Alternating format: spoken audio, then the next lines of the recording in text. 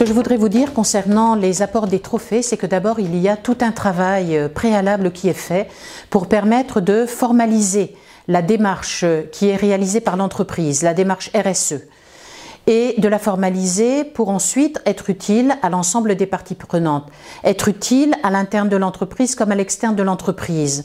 À terme, si l'entreprise reçoit un trophée, d'être incluse dans une communauté qui va être la communauté RSE, la communauté de Réseau Alliance, la communauté aussi du jury et tous ceux qui sont autour de Réseau Alliance. Donc je crois que c'est une véritable force.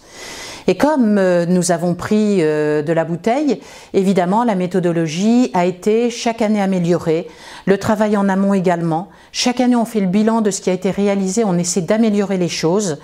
Et du coup, je pense que nous sommes en face d'une méthodologie rigoureuse, mais même si cette méthodologie est rigoureuse, le travail est réalisé dans la bienveillance et sans complaisance, que ça soit à l'égard des candidats qui sont traités dans une équité, ça m'apparaît également très important, mais également sans complaisance entre les membres du jury qui ont chacun, dans un jury diversifié, la capacité à s'exprimer, à débattre et à challenger les dossiers.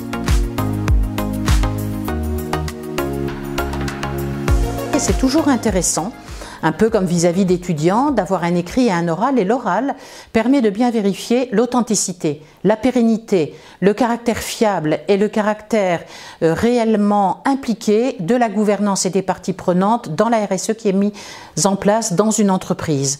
Et donc l'oral vient véritablement compléter le travail que l'on a pu faire sur des dossiers. Il y a une réelle fierté interne, d'ailleurs on voit beaucoup de candidats qui viennent recevoir leur trophée avec les membres de leurs équipes, voire avec des parties prenantes. Et je pense que cette fierté interne, ensuite, elle permet un déploiement externe. Elle fait que l'on va appartenir à un réseau et à une communauté. Et du coup, c'est un effet boule de neige qui apparaît extrêmement positif. Je dois vous dire aussi que très souvent, je me réjouis lorsque je vois certains de nos candidats d'il y a quelques années véritablement réussir. Et on est très heureux de voir comment la RSE a pu leur permettre de développer de très belles entreprises. Ce qui donne aussi un regard positif pour l'avenir, puisque bien sûr, les questions environnementales, les questions du climat, tout ce qui nous est proposé comme questionnement par le GIEC et plus largement, nous touche les uns et les autres. Et là, c'est vraiment un moment où on ressort toujours extrêmement dynamisé avec beaucoup d'espoir.